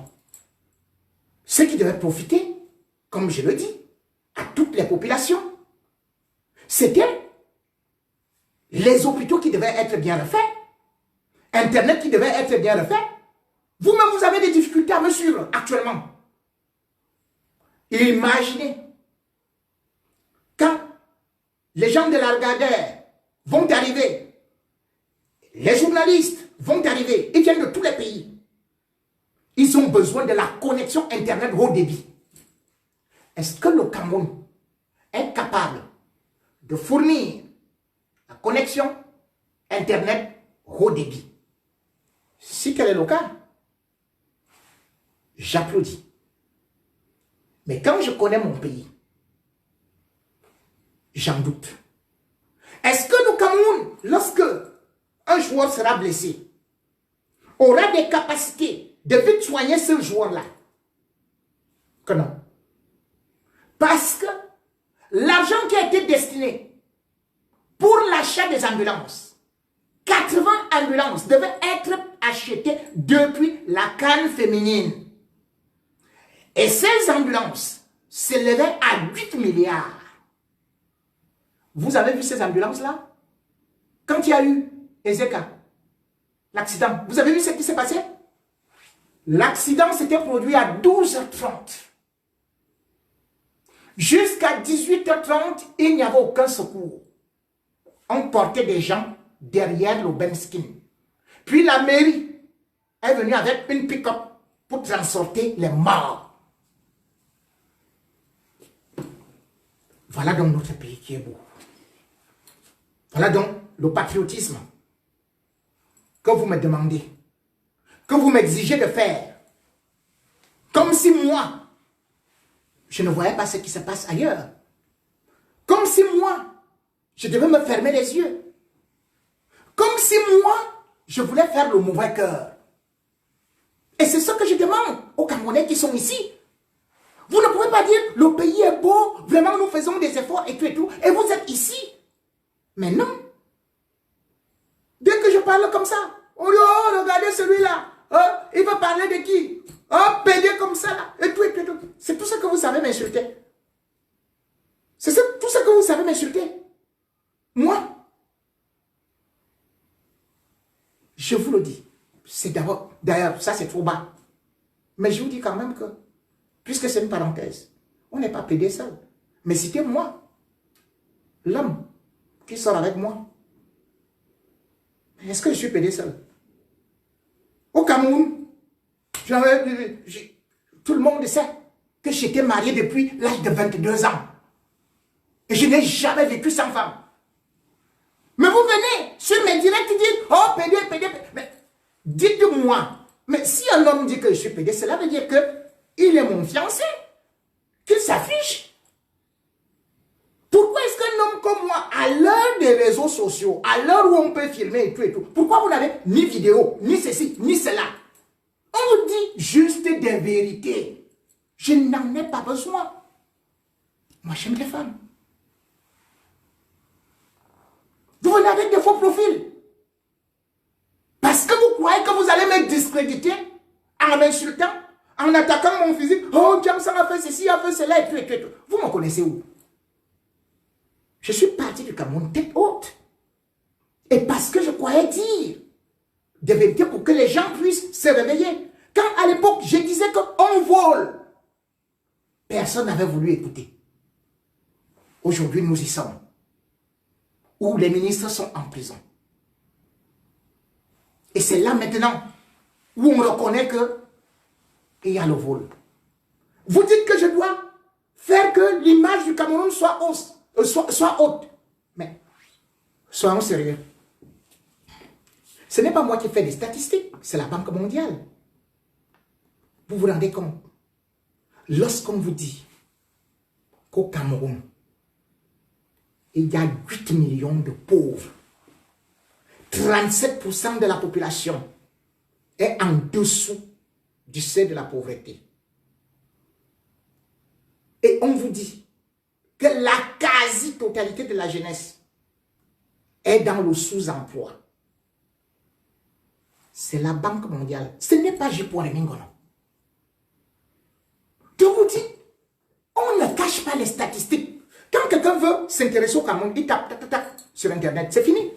Il a toutes les statistiques. Vous avez beau mentir. Il y a un proverbe africain qui dit, on ne peut pas cacher la maladie, mais on ne va pas cacher la mort. Quand on vous dit qu'il y a 8 millions de pauvres au Cameroun, ça vous satisfait? Quand on vous dit que le salaire moyen au Cameroun est de 36 000, une maman disait, hier, quand j'étais dans une veillée, qu'est-ce qu'on peut payer avec 36 000? Un loyer, c'est combien? Un kilo de riz, c'est combien? Même le manioc, c'est déjà 1000 francs. Vous dites que je ne suis pas là-bas, donc je ne connais pas les réalités de là-bas. Mais vous connaissez, quand un avion américain bombarde en Iran, vous connaissez ce qui se passe à Paris. Vous connaissez même que je suis PD. Vous connaissez même ce que je porte en dessous de mon pantalon. Jusqu'à dire, il porte les couches. Vous êtes au Cameroun et vous voyez et vous savez. Et moi qui suis journaliste, ayant des correspondants, je ne sais pas ce qui se passe là-bas. Un Congolais qui arrive, fait 2 jours, en se baladant comme ça, uniquement dans un bureau, où ils sont partis signer les accords. Vous ne savez pas ce qui va se passer. Je vous informe que la CAF va envoyer d'autres missions au Cameroun. Si vous voulez, je mets ma main sur le feu. Cette semaine-ci, la CAF va arriver là-bas. On ne peut pas être content dans un pays où il y a 8 millions de pauvres. Vous connaissez la population de la Suisse? C'est 8 millions d'habitants. Donc, c'est à peu près comme si on vous disait, tous les Suisses sont pauvres. Le Cameroun, c'est 10 fois la Suisse.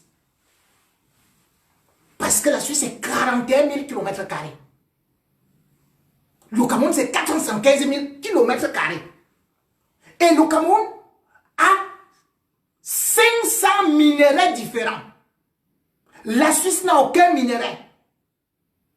Mais notre président, nos dirigeants, préfèrent aller en Suisse. Alors que si on développait le Cameroun, nous serions dans une grande Suisse, fois 10.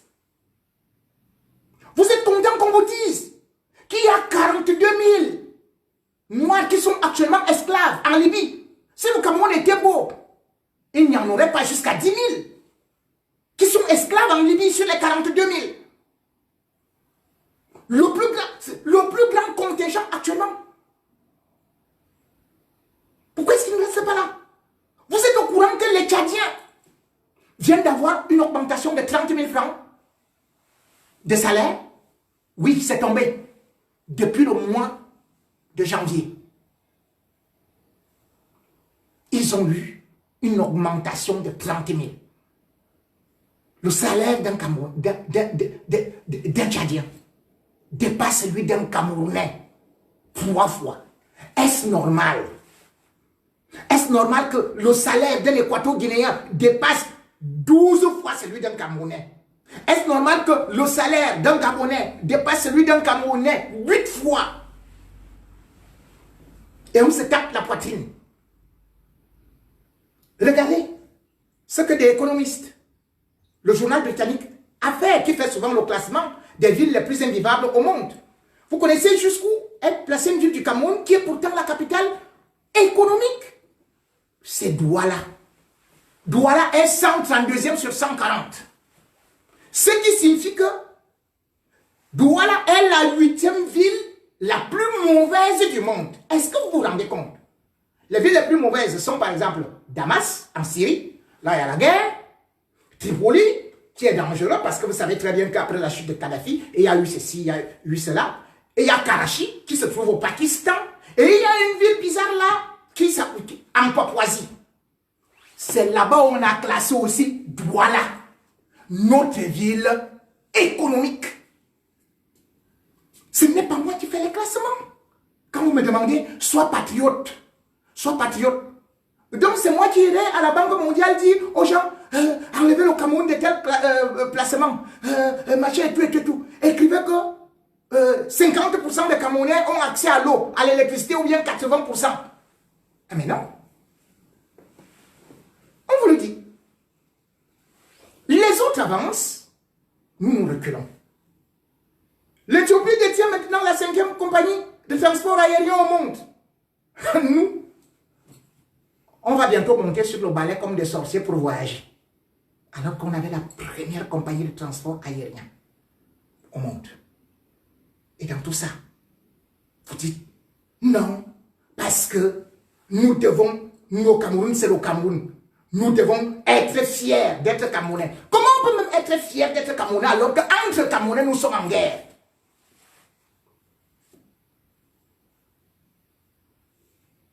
Et il y a la guerre au Cameroun avec les anglophones. Et vous connaissez les statistiques de l'ONU? 550 000 déplacés. 13 000 morts. 600 000 enfants dans la broussaille, sans école. Des centaines de villages brûlés. Et vous dites toujours, nous sommes fiers d'être Camerounais. C'est comme si les Rwandais à l'époque étaient fiers d'être des Rwandais au moment où ils se faisaient la guerre entre eux. Est-ce qu'on s'aime? Vous avez vu un peuple qui s'aime et qui passe le temps à faire la guerre, les tribus font des guerres, les régions font des guerres entre... Mais c'est pas possible. Et on vous dit que oui, c'est ça le patriotisme. Il faut prendre l'arme pour aller tuer un anglophone. C'est là où tu es un patriote. Mais regardez donc, le bilan est là. Lorsque vous voyez International Cruises qui vous dit que rien que en 10 mois, le Cameroun perd 1850 de ses enfants. Pourquoi que ceux qui meurent là? J'ai vu un autre qui portait le nom de Paul Biya Cédric, qui est mort. Il était jeune. Sa dernière photo, il a posté avec sa femme. Il avait l'avenir. Il avait un petit enfant. C'est fini. Vous croyez que ces militaires qui meurent là n'avaient pas droit à la vie? C'est Adolf Hitler qui disait que l'existence, on justifie l'existence des militaires en les supprimant à la guerre. Donc c'est ça l'objectif. On envoie les militaires en guerre pour aller contre les Amazoniens, contre les anglophones. Cette guerre va finir quand? Vous dites que vous allez la gagner.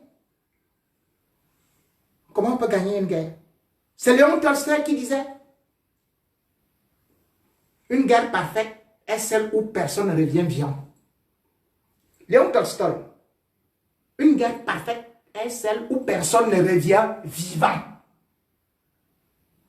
Dans cette guerre, que vous croyez que vous allez gagner, Ce n'est pas possible. Et vous dites que lui, force à la loi. Vos ministres, j'ai vu un qui, quand il vient à Paris, il vient me voir, je ne veux même pas citer son nom parce que si Biya est au courant, que celui-là vient me féliciter à Paris, quand il arrive au Cameroun, il commence à montrer, à écrire, jusqu'à reprendre que je ne suis pas, moi, patriote. Alors que c'est lui, depuis le Cameroun, qui me félicitait. Il est venu me rencontrer à 2 reprises à Paris. En 2017, j'ai alerté 2 ministres camerounais que lorsque les anglophones vont sortir pour marcher, ne tirez pas sur eux. Sinon, le pays va partir en couille. Un m'a assuré, on ne va pas tirer. Et ça, Chiroma est venu dire lui-même qu'on ne va jamais utiliser les armes. Mais le 1er octobre 2017, ils ont commencé à tirer. Un petit garçon, une petite fille de 12 ans est tombée à Bamenda. Puis à Nafor, un garçon de 9 ans a reçu une balle au cœur. Puis l'avocat Ripley a été abattu dans sa maison. C'est de là que tout part. C'est là où les anglophones se lèvent pour aller incendier la maison du sous-préfet. Incendie un commissariat. Donc il faut toujours regarder les origines de la guerre. Vous croyez que vous allez finir de tuer les anglophones et vous allez rester en paix? Même les gens qui travaillaient avec Adolf Hitler, quand Hitler est tombé, tous sont passés au tribunal de Nuremberg. Les chefs nazis. Ceux qui, au Japon, étaient aussi là pour torturer en Asie, tuer à gauche et à droite. Eux tous sont passés au tribunal de Tokyo.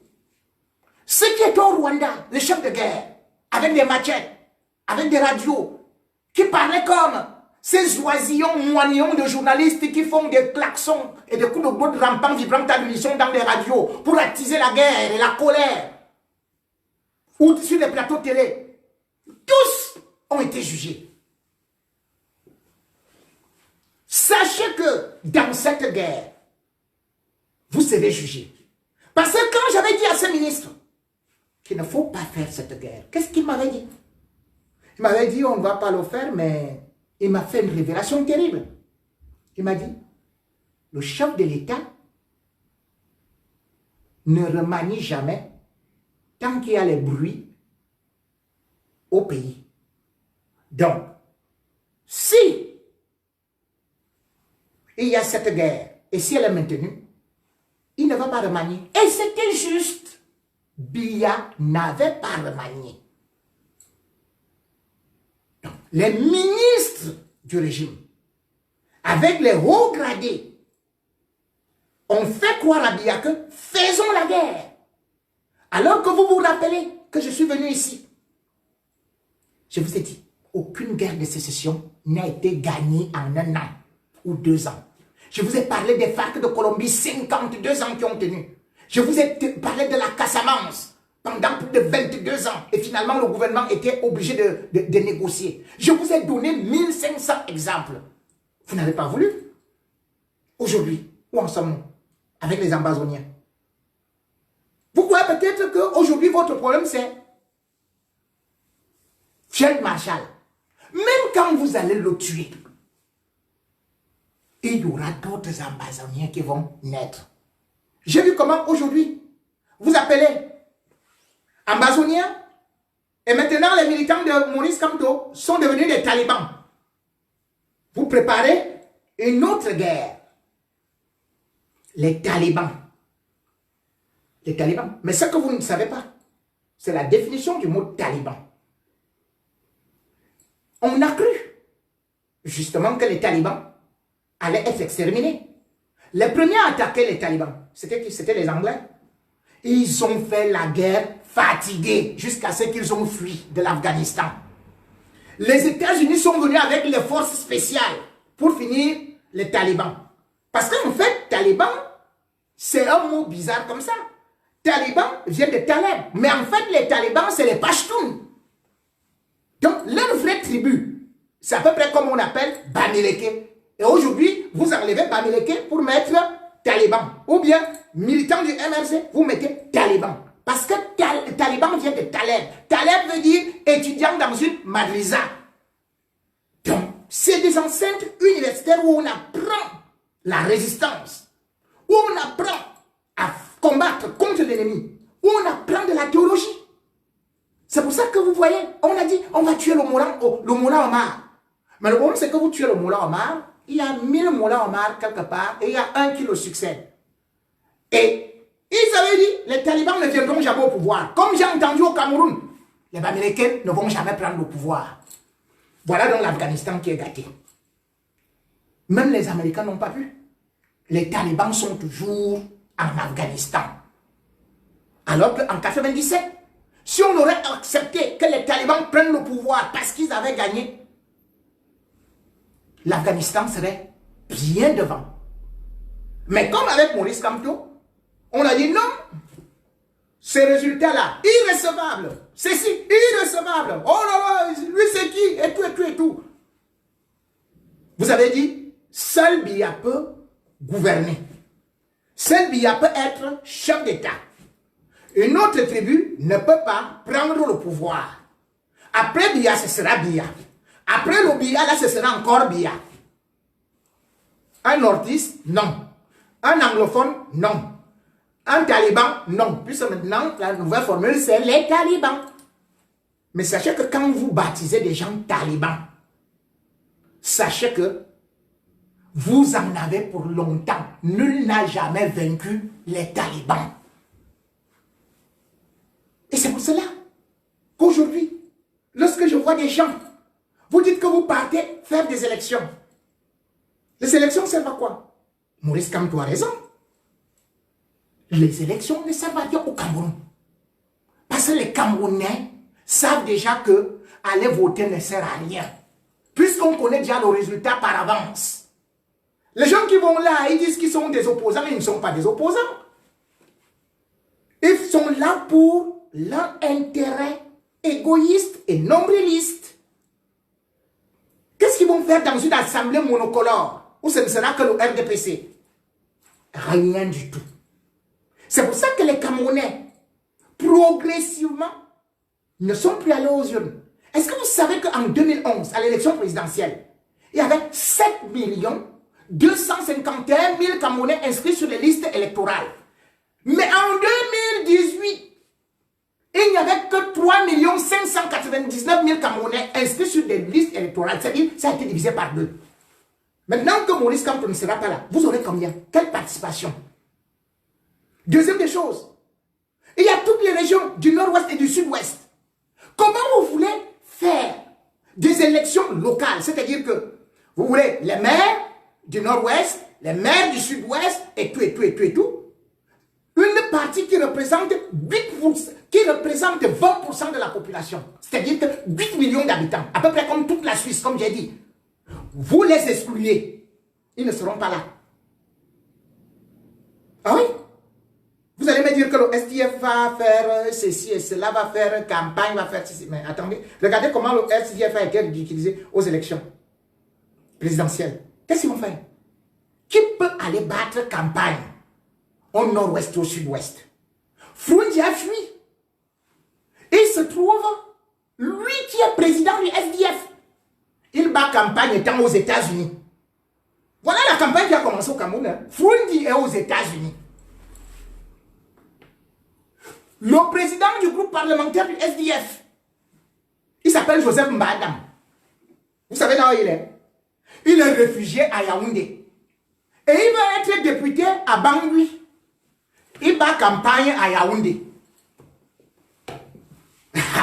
Le SDF m'amuse. Hein? Tout le monde a fui. Puisque Frunzi lui-même, en avril 2019, il a dit qu'il a été enlevé par les anglophones. Comment vous pouvez donc, vous, être député, maire d'une région où vous ne pouvez pas mettre pied, où vous fuyez, et vous dites que vous partez aux élections? D'autres disent que c'est pour avoir la parole à l'Assemblée. Et puis ça sert à quoi? Ça ne sert à rien d'aller parler à l'Assemblée si tu ne pèses pas. Ils veulent juste de l'argent. Et le SDF a toujours fonctionné comme ça. Et d'autres viennent maintenant se greffer. Vous le savez très bien. Le journal de Post, tout comme Afrique International, mais ils avaient relevé qu'entre 2002 et 2005, Foundi avait eu 105 millions de dollars de la part du régime. Et que pour participer à la mascarade électorale de 2004, il avait encore eu 500 millions. Ah oui. Ils parlaient comme ça, ils ont écrit avec un certain nombre de preuves. Mais il n'y avait même pas encore de guerre. Foundi en 2013, il a dit qu'il ne se présente pas au sénatorial. C'est-à-dire aux élections sénatoriales. Non. Il est parti rencontrer Paul Biya en février. Après, il dit qu'il part déjà se présenter. Mais Foundi a raté les élections sénatoriales au nord-ouest. Comment donc vous pouvez imaginer que ce SDF aujourd'hui qui a perdu sa base électorale puisse aujourd'hui avoir ce qu'on appelle les députés, les maires pour faire un changement? Non. Cette élection ne sert à rien du tout. Une élection, c'est pour changer ou pour avoir l'ambition de changer la ligne politique d'un pays. Pour savoir que sa parole peut peser. Est-ce que la parole des partis politiques camerounais a eu à peser pendant le grand dialogue national que Paul Biya a organisé? Non. La preuve, c'est qu'on est toujours en guerre. Tous ceux qui sont partis d'en faire ne servent à rien. Est-ce qu'aujourd'hui, avant cela, est-ce qu'à l'Assemblée nationale, on avait pris une seule fois le temps de débattre de la crise anglophone, que ce soit au niveau des députés ou au niveau des sénateurs? Non. Donc, il ne sert à rien. Si vous ne pouvez pas débattre d'une crise qui sévit dans votre pays, si vous ne pouvez pas venir déjà en aide aux populations où on vous fait comprendre que 4 500 000 anglophones souffrent, sont atteints par la crise humanitaire. Et vous partez seulement aux élections. Vous ne faites pas d'abord des négociations. Mieux vaut une mauvaise paix qu'une bonne guerre. Donc aujourd'hui, quand on me fait comprendre que il faudrait aller à cette élection-là, je dis c'est juste pour, une fois de plus, montrer qu'aujourd'hui, la politique, les partis politiques au Cameroun n'ont pas de grande vision. Maurice Kamto a compris et a démontré au monde entier qu'on ne peut pas aller à l'élection, non seulement sans révision du code électoral, mais aussi dans un pays où, de façon locale, on va exclure au moins 8 millions de personnes. Dans un pays où, jusqu'à présent, on vous fait comprendre que un homme au pouvoir depuis 38 ans et n'a pas de vision. Dans un pays où on vous fait comprendre que à l'est du pays, on est déstabilisé. Parce que là-bas, il y a les Séléka. Dans un pays où on vous dit, asseyez-vous, unissez-vous. Je crois que c'est Albert Einstein qui disait en 1955, lorsqu'il était parti se réfugier aux États-Unis dans sa maison avant de mourir, il a dit, rappelez-vous que vous êtes humain et oubliez tout le reste. Est-ce que nous nous sommes rappelés que les anglophones sont des humains? Est-ce que nous nous sommes rappelés que les Amazoniens sont des humains? Est-ce que nous nous sommes rappelés que les militaires qui meurent sont des humains? Est-ce que nous nous sommes rappelés un seul instant que entre nous, Camerounais, Bamileke, Aoussa, Beti et toutes les autres tribus, Sawa, nous tous, nous avons le même sang, les mêmes droits, que nous sommes des humains. Est-ce que nous nous sommes rappelés que ce n'est pas une élection qui fait un peuple, mais une compréhension, le pardon, pour s'asseoir, pour se réconcilier ici, pour se réconcilier. C'est pour ça que j'apprécie l'initiative des chefs d'État, des anciens chefs d'État africains, qui ont tendu la main à tous les Camerounais de divers horizons. Sardinard, ou encore Montagnard, ou encore Tontinard, ou encore Lignard, ou Salopard même, de s'unir pour parler ensemble. Il est temps de parler ensemble.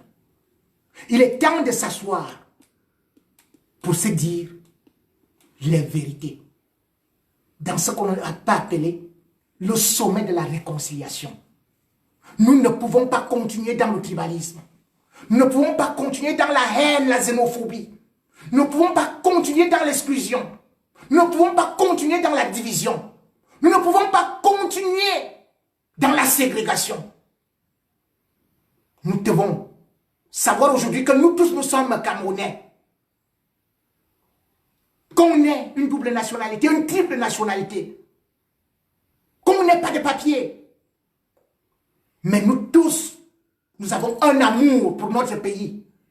Ne croyez pas qu'il y a certains qui détiennent le brevet d'invention pour dire qu'ils sont plus Camerounais que d'autres, qu'ils sont plus patriotes que d'autres, qu'ils aiment le Cameroun plus que d'autres. Après 10 ans que j'ai obtenu à l'OFPRA, après 10 ans, c'est-à-dire que des papiers de résident, au bout de 6 mois, je pouvais demander la nationalité française et l'obtenir parce que je suis réfugié de première catégorie. Mais je reste jusqu'à présent en disant, je suis Camerounais. Ce n'est pas pour dire que ceux qui ont des papiers français ne le sont pas. Qui ont des papiers anglais ne le sont pas. Chaque homme, disait le troisième président américain, a 2 patries. La France et son pays. Nous aimons le Cameroun. Même si nous sommes éloignés. Même si nous critiquons. Vous croyez que les gilets jaunes n'aiment pas la France parce qu'ils critiquent la France? Vous croyez que l'opposition française n'aime pas la France parce qu'ils critiquent la France? Quel pays critique-t-on au monde comme ici? Vous croyez que les Américains qui critiquent les Américains ne sont pas des patriotes? Critiquer, c'est émettre notre son de cloche pour atteindre la perfection, pour s'améliorer. On ne peut pas avoir une seule ligne de conduite, un seul parti politique et un seul président qu'on considère comme Dieu. La déification, la personnalisation et la personnification du pouvoir ne font pas une nation. Une nation, c'est toutes les couches sociales, toutes les couches tribales, toutes les couches sociétales. C'est pour cela que je dis encore, aujourd'hui, que ce soit Maurice Kamto ou n'importe quel autre Camerounais, je serai derrière lui. Pourvu qu'il prenne la paix, pourvu qu'il prenne le changement, pourvu qu'il prenne la justice, pourvu qu'il prenne l'égalité, pourvu qu'il combatte le favoritisme, pourvu qu'il combatte l'intégrisme, le tribalisme. Je serai avec celui-là. Le Cameroun est ma tribu. L'Afrique est ma nation. Je suis un homme pluridimensionnel et multifonctionnel. J'ai toutes les radicelles. Je suis un humaniste. Ceux qui vont faire des vidéos pour dire, oh, Jipo Remingolo, tu es petit, tu nous as trahis, tu es ceci, tu es cela, oh, il nous trahit. Ah bon? Allez demander même à vos pères. Vous êtes sûr que vous-même vous êtes des petits? Allez demander à vos mères. Donc, les autres ne sont pas nos frères. Nous sommes une nation. Il n'y a pas que 2 tribus. C'est plus de 280 ethnies qui sont réunies au Cameroun. Et nous devons faire tout ensemble. Et ensemble, nous devons aussi accepter qu'aujourd'hui, notre pays a été longtemps sous la férule d'un seul homme. Ce n'est pas une monarchie. Ce n'est pas un royaume. Ce n'est pas une dynastie. C'est une république. La république a des mandats limités. La république a des changements au niveau de la tête. La république respecte les droits de l'homme. La république respecte les partis politiques. La république respecte l'opposition. La république respecte les médias. La république a une justice indépendante.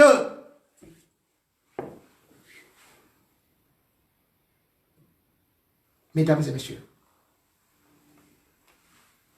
tout en saluant les combattants de la diaspora, les Amazones qui font un travail phénoménal, les brigades anti-sardinards et même les brigades des patriotes, toutes les organisations qui militent pour un Cameroun nouveau, je vous salue. Et une fois de plus, je vous réitère mes engagements de rester toujours aux côtés du peuple. Je vous réitère toujours mon serment de fidélité d'être aux côtés des victimes et non aux côtés du bourreau. Et comme le disait Desmond Tutu, prix Nobel de la paix en 1984,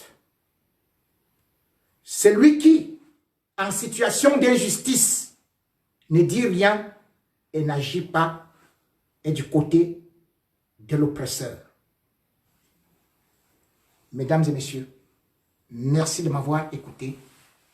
Au revoir.